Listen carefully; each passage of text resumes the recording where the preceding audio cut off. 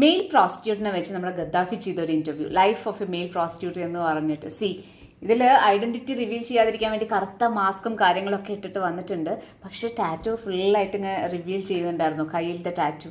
അപ്പൊ ഇതിൽ നിന്ന് നമുക്ക് മനസ്സിലായ ഒരു കാര്യം എന്താന്ന് വെച്ച് കഴിഞ്ഞാൽ, ഇത് മനഃപൂർവ്വം നമ്മളെ പറ്റിക്കാൻ വേണ്ടി ചെയ്തൊരു ഇന്റർവ്യൂ ആയിരുന്നു. അതായത് ഐഡന്റിറ്റി റിവീൽ ചെയ്യാൻ പാടില്ല എന്നുണ്ടായിരുന്നെങ്കിൽ ഒരു ഫുൾ സ്ലീവ് ഷർട്ടോ അതല്ലെങ്കിൽ ഒരു ഫുൾ സ്ലീവ് ടീഷർട്ടൊക്കെ ഇട്ടിട്ട് വരാമായിരുന്നു അല്ലേ. പക്ഷേ അപ്പോൾ ഈ വന്ന ആളും ശ്രദ്ധിച്ചില്ല, ഇന്റർവ്യൂ ചെയ്യുന്ന ആളെന്താ ബോധം ഇല്ലാതിരിക്കുകയാണോ? അല്ല. അപ്പോൾ ഇത് അറിഞ്ഞുകൊണ്ട് ചെയ്ത ആളെ പറ്റിക്കുന്ന ഒരു ഇന്റർവ്യൂ ആയിരുന്നു. And it is benefited for both. ഇപ്പോൾ കാരണം ആളുടെ ഐഡന്റിറ്റി ഫുള്ളായിട്ട് വിത്ത് ഫോട്ടോ വന്നു കഴിഞ്ഞു സോഷ്യൽ മീഡിയയിൽ. And I don't think he have problem in that. കാരണം ഇത് അറിഞ്ഞുകൊണ്ട് ചെയ്ത ഒരു ഇത് തന്നെ ആയിരിക്കണം. എനിക്ക് അങ്ങനെയാ തോന്നിയത്. അതല്ലാതെ ടാറ്റു ഒരിക്കലും റിവീൽ ചെയ്യില്ലായിരുന്നു എന്നാണ് എൻ്റെ ഒരു വിശ്വാസം.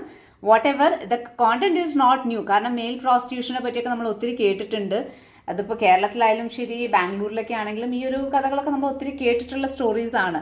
So the content is not new. പക്ഷെ അത് മലയാളികളിലേക്ക് എങ്ങനെ എത്തിക്കാൻ പറ്റും, how they like this interview, അമ്മാതിരി ക്വസ്റ്റ്യൻസ് ഒക്കെയാണ് നമ്മുടെ ഗദ്ദാഫി ചോദിച്ചിട്ടുള്ളത്. ഞാൻ ഫുൾ ഇന്റർവ്യൂ ഒന്നും കണ്ടില്ല കേട്ടോ.